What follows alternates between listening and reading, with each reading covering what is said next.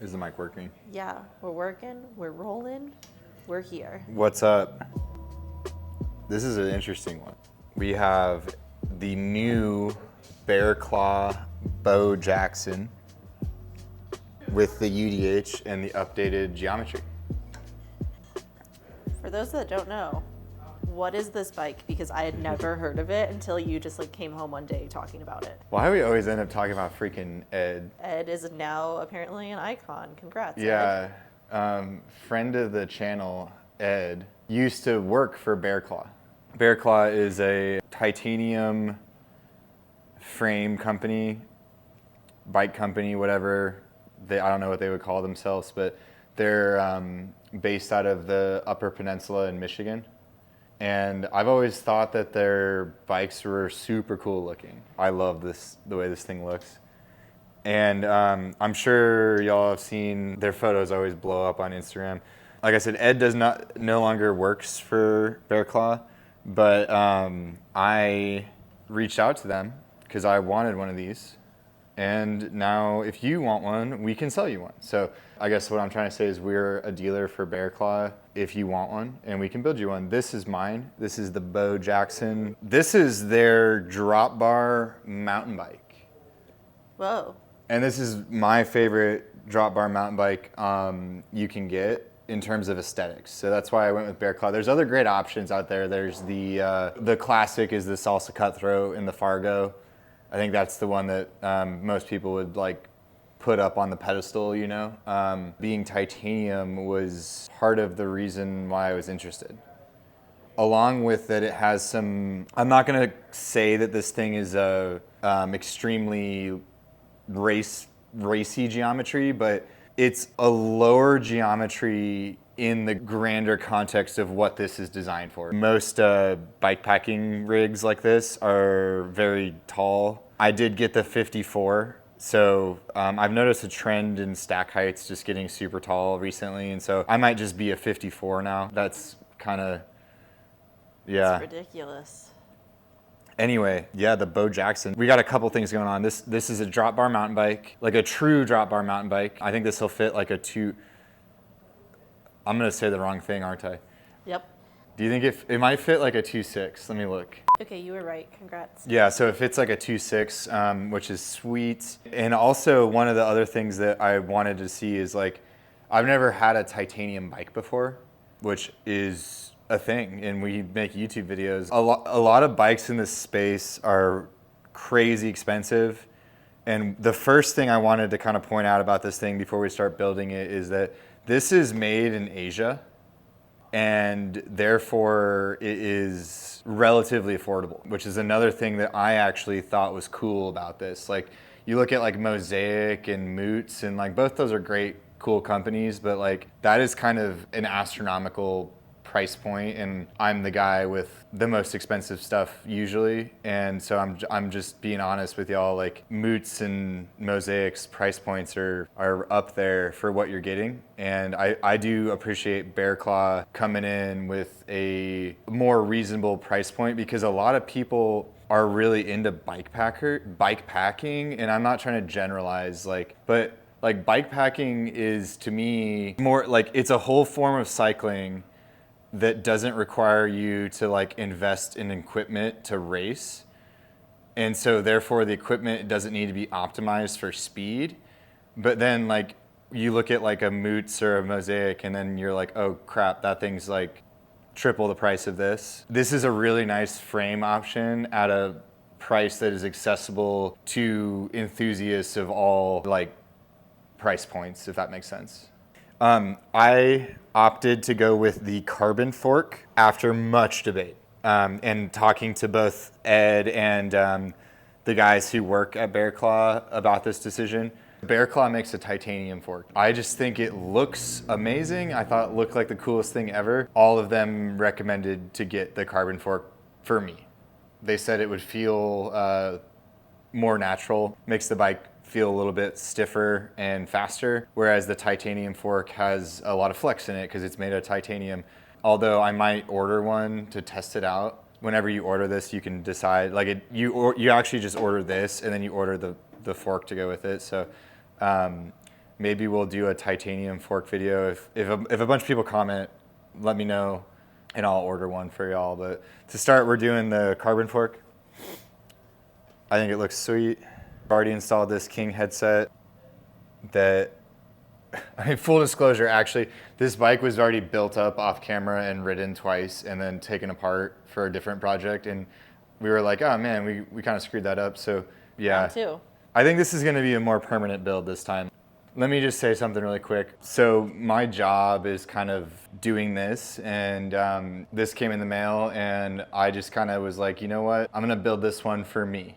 And I just grabbed a bunch of random junk out of the box and built it. But like I said, this is a more permanent setup that we're going to do this time. As of right now, I don't have any sort of plans with this. My buddies have been talking about doing some kind of trip for a few years now, and maybe that'll happen, maybe it won't, but I'm pretty stoked on this build. I just think this is, like I said, one of the coolest looking bikes you can get right now, and so let's start building it. So I think we're gonna need some blue boys for this, but this does have some semi-internal cable routing. We're only gonna need a hose on this one, but there's the hole right here. So, I mean, there's no way I'm gonna get that, right? Not with that attitude. Should I just send it and put it in there and see if it goes through? I know it's not. Like, no way. Well, yeah, you like went into it with a losing attitude. If you would have been like, I got this, it might have happened. I guess that's true. You had zero confidence. So I'm gonna show y'all a trick on these. So this is the best way to handle this situation. We'll put it on the lower one, and then you put the magnet in this side.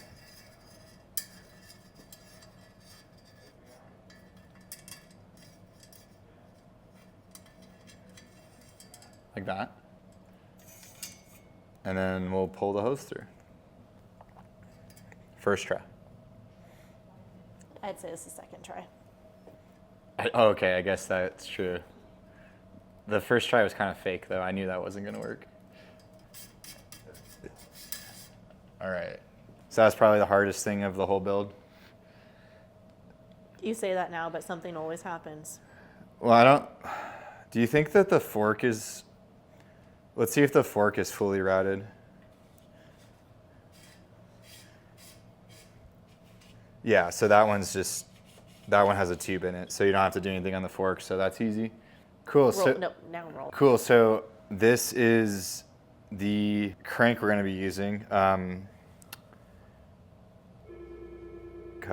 This is a boost crank, and this bike requires a boost crank. Interesting thing, though, is that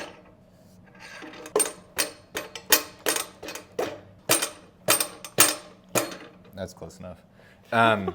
Interesting thing about this is that it fits a fairly big chainring. This bike will fit a big chainring, but I do not have a chainring that will work that is bigger than this. This is a 38. SRAM has released these new power meters that have the thread-on chainrings. Nobody makes an aftermarket chainring that's any bigger than this 38 for this power meter Spider. There's a bunch of ways to achieve what I like, effectively, like on a bike like this. Like I actually don't think that the 38's a big deal, but the bike can handle much more. It has tons of room for a chainring, and the solution, if I really cared, is to break out an old boy that I still have. This is my old power meter, or one of them, and then get a company like Garbaruk to make a chainring for this in like 40 to 46 or something, maybe even a 48. I'd have to test it. I think the frame could pretty easily go to 40 or 44 range, obviously, but I don't have that chainring, and nobody makes one for this Spider. And so basically, I'm just gonna do it like that today. I have this in my drawer if I need to break this old power meter out. But honestly, for the bike packing, like honestly, this might not be the worst thing in the world, like realistically. So I'm not stressing about it, but I just think it's an interesting bike because there's not a legit, it's a little bit of a puzzle to get like a crank set up for it. And I know for a fact, because I tested this out, originally I wanted to do this. So this is like a chainring I wanted to use. This is a 42 tooth Explorer chainring. This chainring goes onto this power meter. That's not the problem. The problem is this is a 6.5 offset and it contacts the frame. This is a 0 offset. And so just that alone, it just puts it way too close to the frame. I bet in the future, like that won't be as big of a deal. And it's not even a big deal for now because the 38 is gonna be fine. And this is something that we haven't done on this channel, I don't think ever. We zip tie things. Yeah, well, not normally. Sometimes. I just want to get this out of the way so I can work on it a little bit better.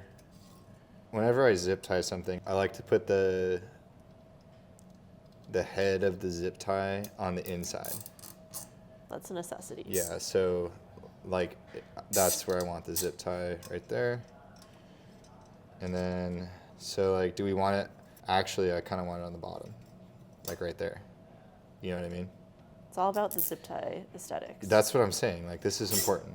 And I haven't ever had a chance to highlight zip tie aesthetics on the channel before, and I'm taking it.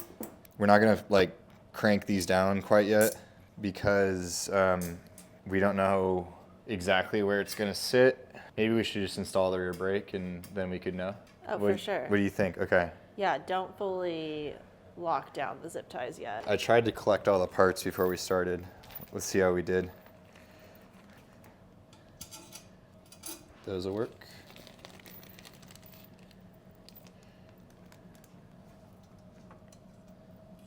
Yeah, we'll just bolt this on.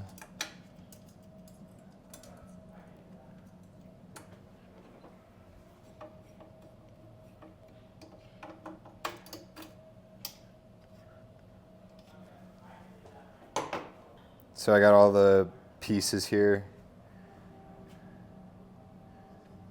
Got a fresh nut on there. I don't know where I found this hose at. I'd be finding them. It's just in the drawer of old hoses. I have a hose drawer, yeah. Reduce, reuse, recycle. Yeah. Something like that. Somebody got mad at me in the comments for not putting new hoses on a bike one time. It's just wasteful. And I was like, why would you want to spend the money on it? We changed them so many times that like there's no harm in trying to see if it fits. I've gotten better at it too, cause like I don't know if you guys can tell, but like these parts are from other bikes that I have, and I've just started leaving hoses in bikes so that way I can quickly reinstall the levers. Cause I have a weird situation. I have 4 sets of brakes and 3 sets of levers. That's a problem. That's not the right amount, right? And I don't know how that happened. I think a customer bought levers for a drop bar mountain bike, and I know exactly which one it is now because I've been thinking about it. It was the Tri-Rig World Cup, and because it was a drop bar, we did mountain in the rear and red in the front. Yep. Got that cleaned up a little bit. How are we doing? How's your zip tie aesthetics? I think great. I think that's perfect. Actually, it's upside down. Does it bother you that one's going down and one's going up? Because it kind of bothers me. I noticed that when you were doing it. I didn't think about that. Oh, I noticed it when you were doing it. I thought you were just like doing a little test to see which way you like better. I say roll with it. I'm going to leave it because I feel like I don't really want to waste a zip tie for no reason. No, we just like went on a fucking rant about hoses. Yeah. Don't waste the zip tie. There's going to be a wheel there you won't see anyway. It's not a big deal. I was confused when you were doing it. I was like, oh, that's a weird thing. You're It's all typically like right. I was wrong. anal about it. Yeah, I was wrong. What derailleur you got? I don't know. I found it in a drawer. Looks like a SRAM. It's a fancy boy too. an XXSL. Ooh. Yeah.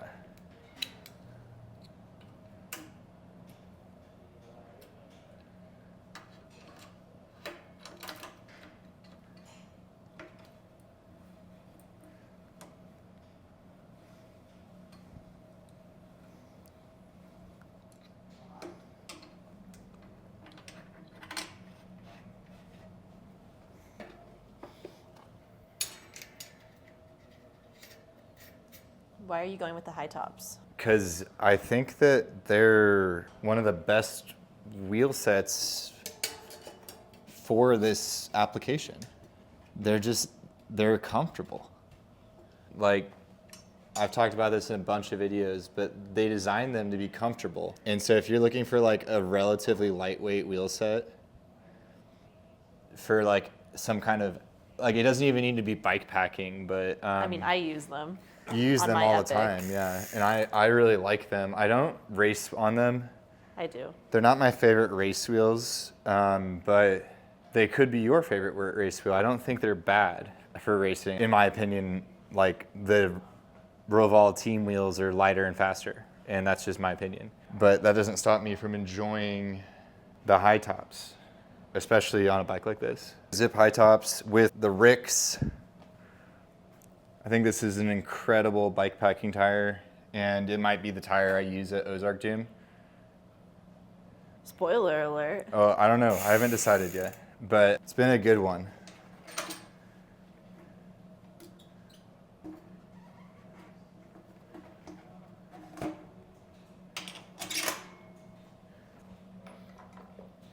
How's the aesthetic? It's a vibe and I like it. Do you think I'm gonna get 1,000 likes on Instagram?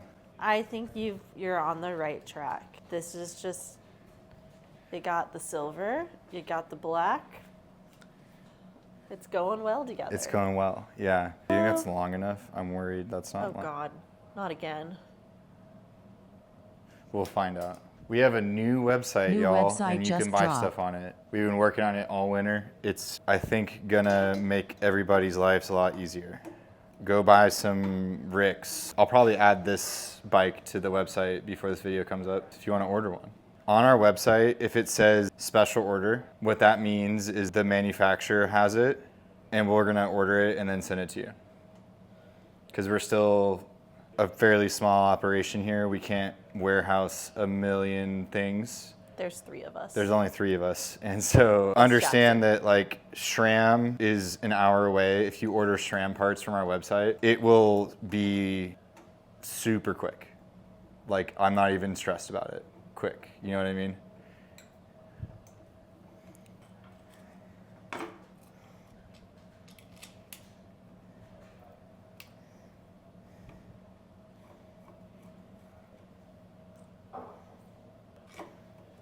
Same thing with the front. I found another random hose. Pull that through. And then we will bolt the caliper to it.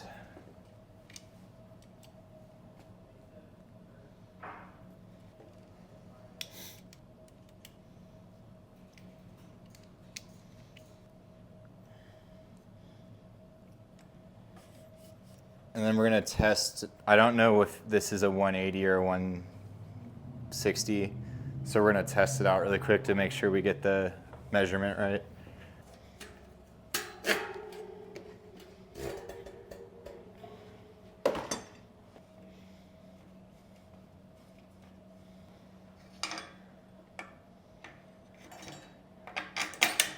Weird thing about this bike, the front axle is an 8mm.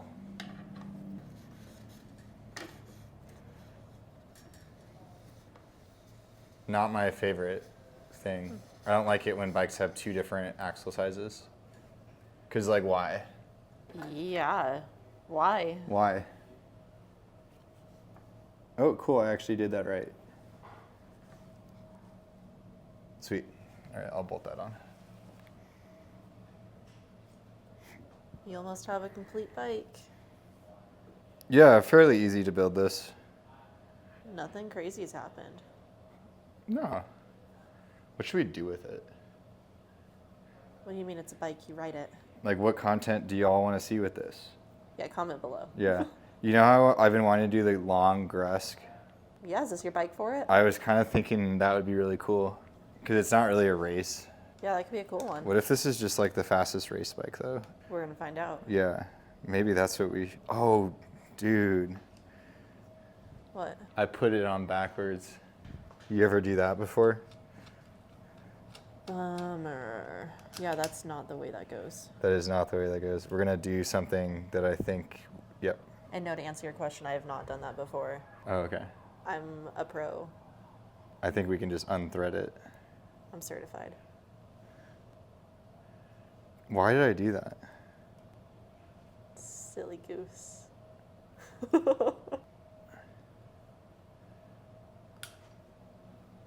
I can't wait until it's not like terrible outside and we can do other kinds of videos. I don't know if y'all have noticed, but we can't ride outside. And so all of our videos have just been like in the shop, and hopefully that'll change very soon whenever the weather gets better. It's on the up and up right now. We have so many good videos planned that we just can't do. Like BC40 versus Epic 8 like will not happen until April. Yeah, that one is... If we had like what I would consider to be a normal Indiana winter at this point, we would have been able to film it already. But everything just thawed out, and now it's all just the trails are trash, gravel's trash. The gravel's even terrible. That's the other thing. It's like, oh, we can't even film Trey's gravel tire thing. It's so stupid, yeah. So don't worry, we haven't forgotten. It's just that's just what it is right now. Man, it'd be so cool to do Grusk. The long Grusk route. When do you think you would fit it in? I don't know. I'm gonna look into bike packing in West Virginia, actually. Maybe there's one I can do over like a weekend and it wouldn't be as long. Because long Grusk is long. I think it's like 400 miles. You could go to Pennsylvania and do the Jorts route. Oh yeah, I watched the movie.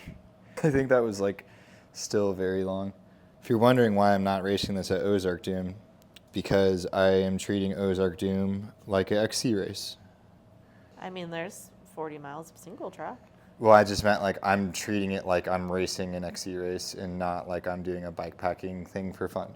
No, that makes sense because Yeah. you are trying to beat your time from last year. Yeah, so like this bike would probably be awesome, but it's not a bike that I think I want to race like that on. Although I bet it would be fast. We're gonna find out. Maybe I'm totally wrong and this is like the fastest bike, you know?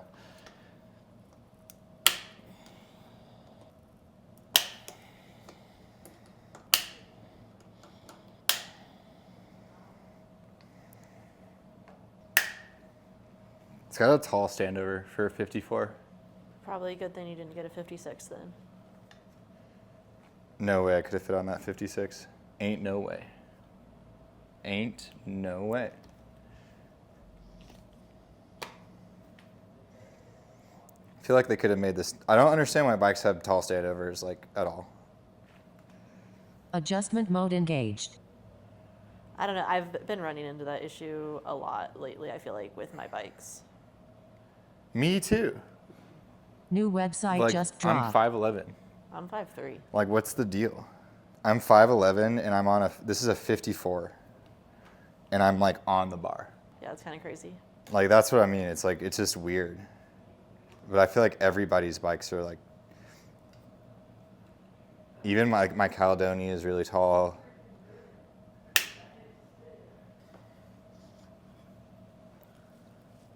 The seat is so tall.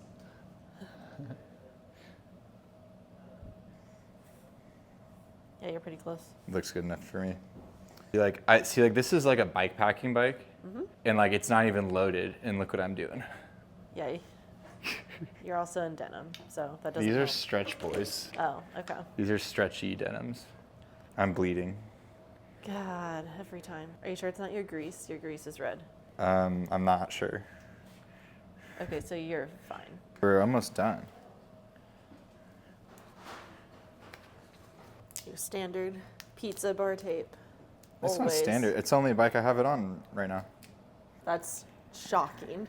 Why is that shocking? Because there was a time that you had it on so many bikes. The viewers understand. The bike is done. Finish it off with this God and famous checker bar tape. I think this thing looks mean. But yeah, let's get this thing in the bike stand, see what it weighs. I already weighed it, so I already know. But it feels awesome in the parking lot riding around. Super pumped to...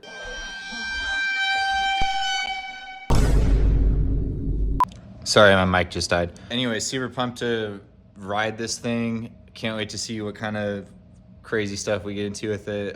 Definitely be making more content with it throughout the course of the year. Definitely a big dog metal drop bar mountain bike. And it weighs in... Oh, that's gonna be weird backwards, 1 second. 21 point something pounds, which is pretty sick. Honestly, I think that doesn't really matter that much for a bike like this, but it seems light to me. I don't know. Somebody might have to tell me otherwise. But yeah, Bearclaw Beaux Jaxon build. Hit me up if you want one. I can build you one. We can do whatever you want. Or if you want us to build you any bike, we are happy to do that. All the links below to contact us. Check out thebicyclestation.com for more. We'll see y'all in the next one.